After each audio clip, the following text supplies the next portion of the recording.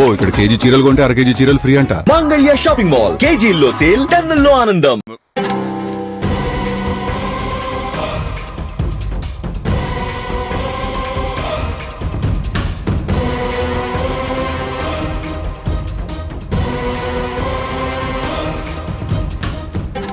ఏంటి పాండు, ఆశ్చర్యంగా ఉందా? నువ్విక్కడ చూసిందంతా నిజమే. ఇలాంటి పనులు నీకు నచ్చవు, నువ్వు చేయలేవు. అందుకే ఇలాంటివన్నీ మస్తానికి వదిలేశారు. పాండు, నువ్వు మంచివాడివి, కానీ తెలివిగా ఆలోచించలేవు. చెప్పిన అర్థం కాదు. నిజమే, నాకు తెలివిలేదు, నేను మూర్ఖుణ్ణే. నాకేమాత్రమైనా తెలివుంటే నువ్వే దేవుడు అని ఎందుకు నమ్ముతాను? జనాన్ని నమ్మిస్తాను. నా కొడుకుని ఎందుకు దూరం చేసుకుంటాను? వాడికన్నా నీ మాటలకే ఎక్కువ గౌరవం ఎందుకు ఇస్తాను? పాండు, నోర్మై! నా పేరెత్తే అర్హత కూడా నీకు లేదు. జాకీర్ బాయ్ అని గర్వంగా చెప్పుకున్నాను. చివరికి నన్ను వేట కుక్కని చేశావు. ఆ వేట కుక్క నిన్ను వేటాడుతుంది, జాగ్రత్త.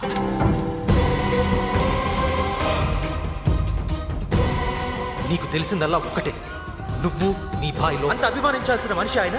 కానీ నాకు ఆయన దేవుడు.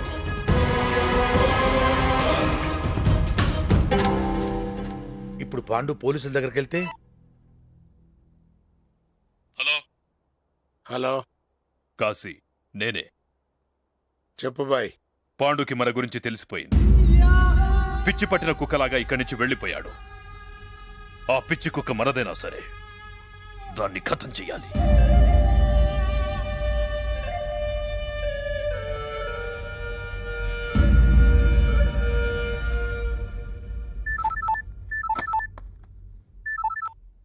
హలో హలో అజయ్, నానా, నాకోసారి నేను చూడాలనుంది, నీతో మాట్లాడాలనుందిరా. నువ్వెక్కడున్నావు చెప్పు నానా, నేనే వస్తాను.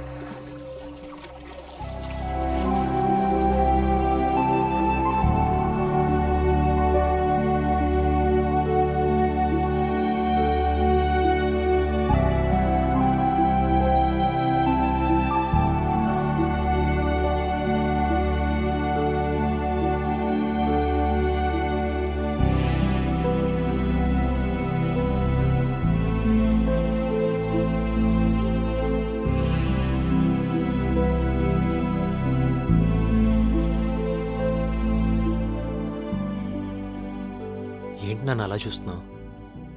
ఒక్కసారి మనస్ఫూర్తిగా నేను చూసుకునేవరా. తెలియకుండానే మనసు ప్రశాంతంగా మారిపోయింది. రే, నా మీద నీ కోపం లేదు కదూ? కోపం ఎందుకు? చిన్నప్పటి నుండి నిన్ను కష్టపెడుతూనే ఉన్నాను. నువ్వు అడుగులు వేస్తున్నప్పటి నుండి నీ చేత అడుగులు తప్పుగా వేయించాలని చూశాను. కానీ నువ్వే ప్రతి అడుగు కరెక్ట్ వేశావు. కానీ నేనే ఓ మంచి తండ్రిని కాలేకపోయాను. లేదు నాన్న, నువ్వు ఎప్పుడు మంచి తండ్రివే. నువ్వు మంచి కొడుకు కాబట్టే ఆ మాట అంటున్నావు. దేవుడు తప్పు చేశాడురా. నిన్ను నా తండ్రిగా, నన్ను నీ కొడుకుగా పుట్టించాల్సిందే. అప్పుడు నువ్వు నన్ను ఎంత బాగా చూసుకునేవాడు. చచ్చా, ఏంటి నాన్న చిన్నపిల్లాళ్ళ? అవును, ఇక నుండి నేను చిన్నపిల్లాడినే. నువ్వు ఏం చెప్పినా వింటాను. నేను తప్పు చేస్తే కోపట్టం కాదు, బెత్తం పట్టుకొని బెదిరించాలి. అజయ్, నన్ను క్షమించరా.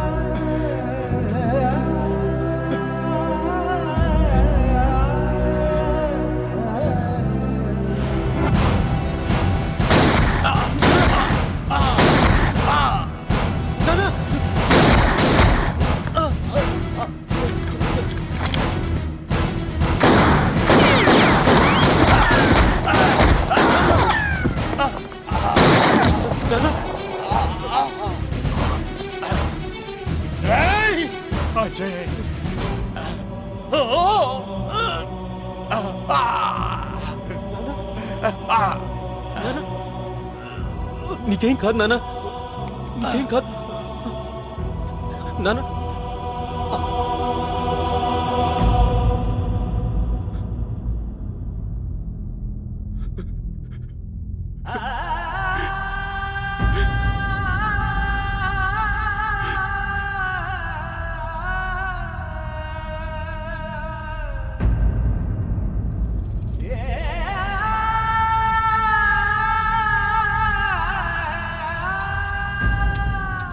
ఈ గొడవల్లో నీకేమన్నా అయితే ఒంటరివాడిగా మిగిలిపోయేది నేనే.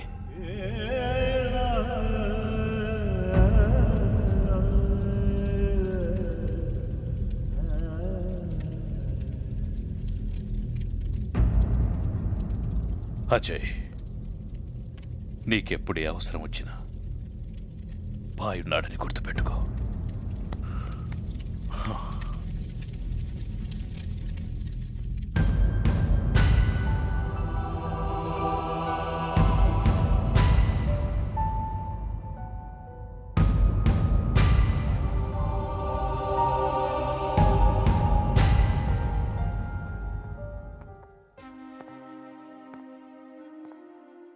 అజయ్, చనిపోయిన వాళ్ళకి ఆత్మశాంతి లభించాలంటే నువ్వు మామూలు మనిషివి కావాలి.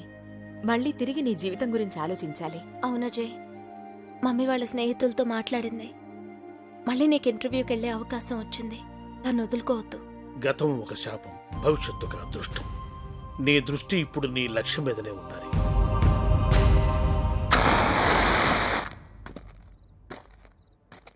పాండన్న చచ్చిపోయాడంటే ఇంకా నమ్మబుద్ధి కావట్లేదురా. ఆయనతో సిటీ మొత్తం తిరిగేవాళ్ళం. ఏ సెంటర్కి వెళ్ళినా ఆయనే గుర్తొస్తున్నాడు. ఆయన చంపిన వాళ్ళని ఏం పీకలేకపోయాం. ఛా, బాయ్ కూడా సైలెంట్ అయిపోయాడన్నా.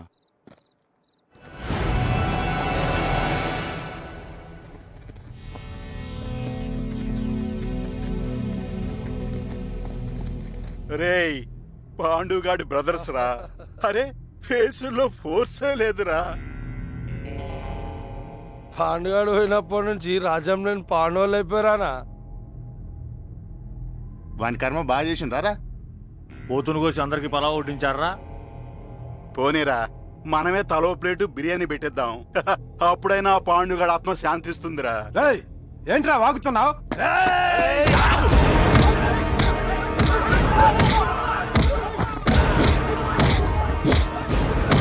చచ్చిన పాండన్నను పిలవరా, పిలవరా, పిలవరా పాండన్నని.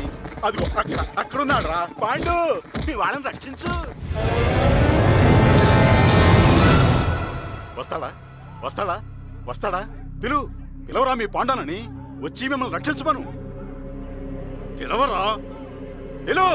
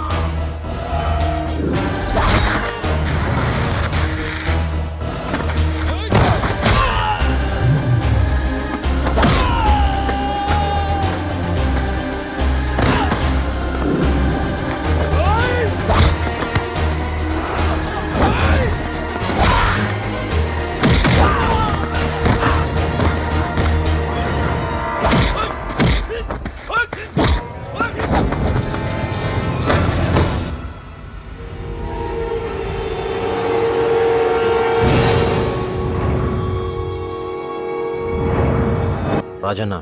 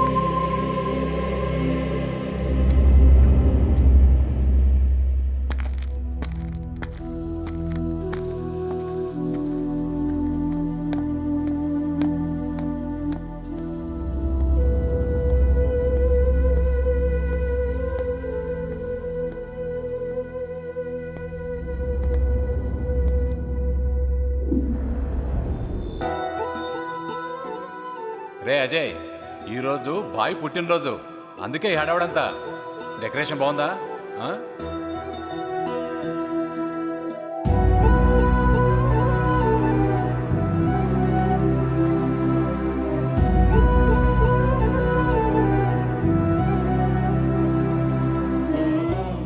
రేయ్, నువ్వు కోపంలో నాలాగే ఉంటావు. అవును నాన్న, అచ్చ నీలాగే ఉంటాను.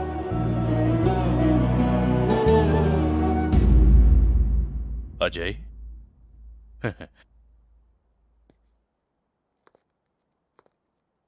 ఎలా ఉన్నావు అజయ్?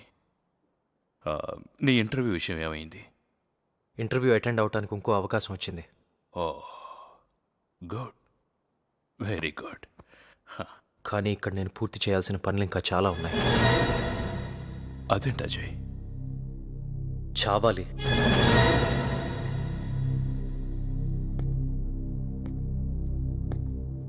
చంపాలి.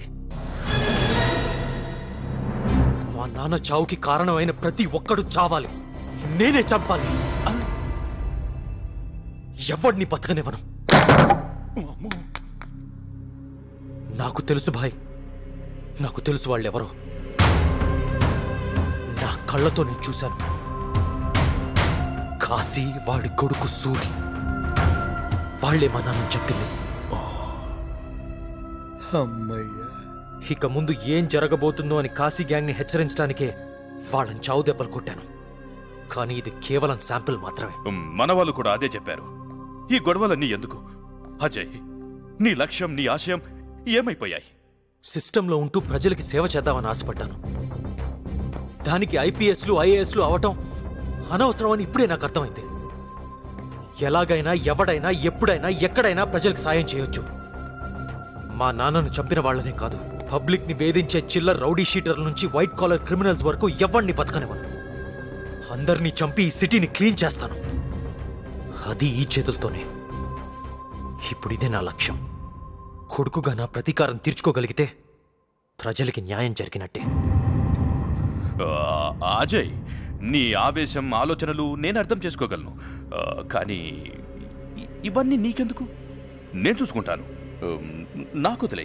నాకు తెలుసు మీరు తలుచుకుంటే ఏమైనా చేయగలరని. మా నాన్న మిమ్మల్ని ఎంత నమ్మాడో, మీ మీద ఎంత నమ్మకం పెంచుకున్నాడో నాకు తెలుసు. మీరు ఎవరిని వదిలిపెట్టరు. అందుకే నేను మీ కిందే ఉండి అనుకున్నది సాధించాలని వచ్చాను. అజయ్, అదంతా ఈజీ. భాయ్, దయచేసి నన్ను కాదనకండి. అజయ్, నిన్ను చూస్తున్నా, నీ మాటలు వింటున్నా, నాకు నా పాండు గుర్తుకొస్తున్నాడు.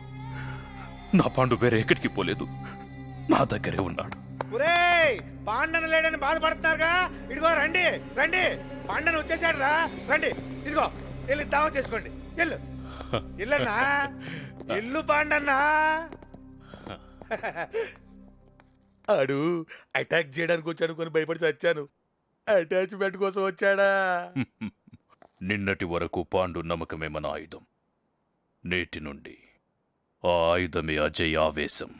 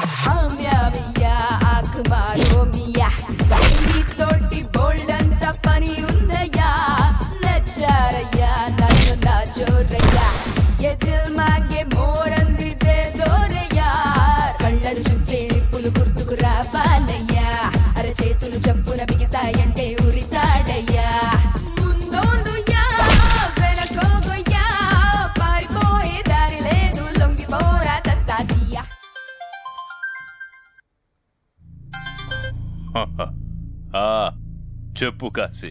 బాయ్, ఆ అజయ్ గారిని ఏమైనా పిచ్చుకొక్క గడిచిందా? మా వాళ్ళు కనపడితే చాలు కాల్చి పారేస్తున్నాడు. నేను కూడా అదే విన్నాను. విన్నావా? అడిగి నువ్వే చెప్పావా? కరెక్ట్ గా ఊహించావు. చూడు కాశీ, నీతో బిజినెస్ చేయడం నేను చేసిన తప్పు. ఇప్పుడు దాన్ని సరి చేసుకోబోతున్నాను. అర్థమయ్యేట్టు చెప్తాను, విను. పాండు మీద నీకున్న కోపాన్ని వాడుకొని నీ చేత పాండుని చంపించాను. ఇప్పుడు అజయ్కి నీ మీదున్న కోపాన్ని వాడుకొని అజయ్ చేత నిన్ను చంపించబోతున్నాను. అప్పుడు ఈ సిటీ మొత్తం నాది. బాయ్, పాండుని చంపమని నువ్వే నాకు ఫోన్ చేసి చెప్పావు. ఈ మాట అజయ్కి నేను చెప్తే? ఏ కాశీ, నువ్వు నోరు తెరిచేలోపే నీ గొంతులో వాడి కత్తి దిగుతుంది.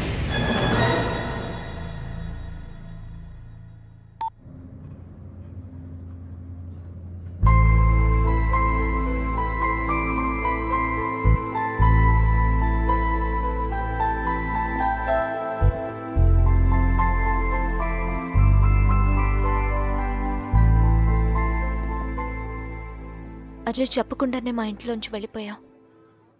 నన్ను కలవడం మానేశావు. కనీసం నా ఫోన్ కూడా రిసీవ్ చేసుకోవడం లేదు. ఇప్పుడు నా జీవితంలోంచి వెళ్ళిపోవాలనుకుంటున్నావా?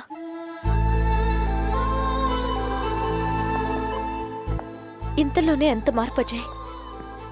నువ్వు ప్రేమించిన చదువును మర్చిపోయావు, ఆశయాలను మర్చిపోయావు. ఇక నన్ను మర్చిపో. నేను చెప్పేది కొంచెం. నువ్వేం చెప్పాలనుకుంటున్నావో నాకు తెలుసు. నీ కొత్త జీవితంలో నాకు చోట్లేదు. నేను నీలాగే అన్ని మర్చిపోవాలి. మళ్ళీ నీ కంటికి కనిపించకూడదు. ఎవరినో పెళ్లి చేసుకుని దూరంగా వెళ్ళిపోవాలి. ఇదేగా నువ్వు కోరుకునేది? అవును. నేను నిన్నెంతగా ప్రేమించానంటే జీవితం మొత్తం నీతోనే గడపాలనుకున్నా.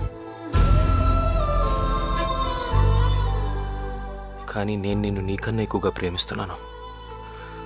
నువ్వు సుఖంగా ఉండాలంటే నేను ఇప్పుడు గడుపుతున్న జీవితం నుంచి దూరంగా ఉండాలి.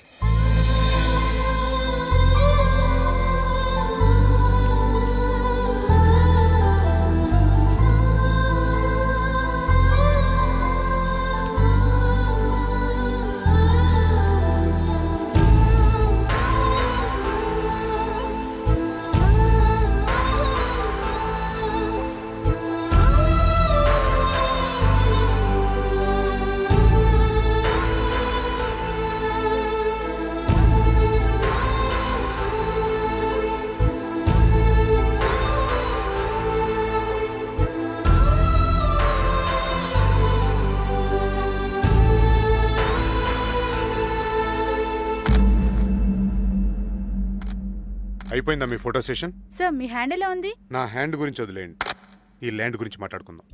సిటీ కొత్తగా వచ్చిన కమిషనర్ నాకు ఫుల్ ఛార్జ్ ఇచ్చారు. ఈ సిటీలో 2 ఈవిల్ పవర్స్ ఉన్నాయి. వాళ్లలో ఒకడు బాయ్. ఈ సిటీలో పెద్ద మనిషిగా చలామణి అవుతూ పేదల పెన్నిదినంటూ జనాల్ని నమ్మిస్తున్నాడు. రెండో వాడు కాశీ. ఇతను మద్యం వ్యాపారస్తుల్లో ఓ ప్రముఖుడు. అంతేకాకుండా డ్రగ్స్ వ్యాపారం కూడా చేస్తూ దుబాయ్కి అమ్మాయిలు నమ్మే ముఠాలతో సంబంధాలున్నాయని ఇతని మీద ఆరోపణలున్నాయి. సార్, మరి అజయ్ సంగతి? తెలుసు. ఏం జరిగిందో ఏం జరుగుతుందో మీకు తెలుసు, ఏం జరగబోతుందో నాకు తెలుసు. వీళ్ళ 3 చాప్టర్స్ని క్లోజ్ చేసి టోటల్ సిటీని మా కంట్రోల్లోకి తీసుకోబోతున్నాం. ఈ సిఐ గాడేంట్రా పాండుగాడి మీద ఉన్న కోపంతో ఎన్కౌంటర్లో అజయ్ గారిని లేపేస్తాడనుకుంటే తుపాకీ మనకే గురి పెడుతున్నాడు. ఆఫ్టర్ ఆల్ వాడికి కూడా మనం భయపడాలా? బొమ్మలు చేయించుకుని దేశం మీద అచ్చోసిన ఆంబోతులా తిరగడం కాదు, ఆలోచించాలి. టైం బాగుండనప్పుడు పోలీసు కుక్కలకే భయపడతాం, ఇంకా పోలీస్ ఆఫీసర్కి ఎంత భయపడాలరా? అయినా మనం ఇక్కడ ఉంటాం అంత సేఫ్టీ కాదు, కానీ మనం అందరం ఇక్కడి నుంచి పారిపోదాం పదండి. ఎక్కడికి? ఎక్కడికి వెళ్లాలో నేను చెప్తాను. హుసేన్, ఇప్పుడు బాగున్నావయ్యా. మొన్న టీవీలో నిన్ను చూసి ఎంత ఆనందపడిపోయానో. నీ మ్యాజిక్ మాత్రలు నాతో మింగించొద్దు.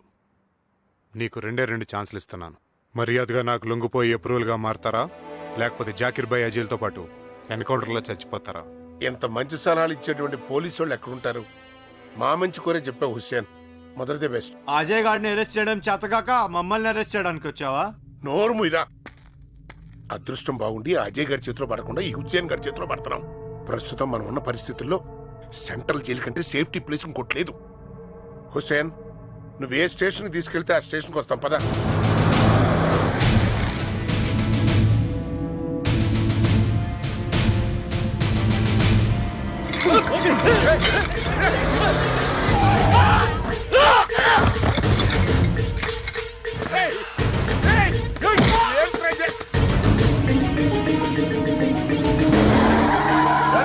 మా నాన్నలాగా అజయ్ గారికి భయపడి నేను లొంగిపోవడం ఏంటి?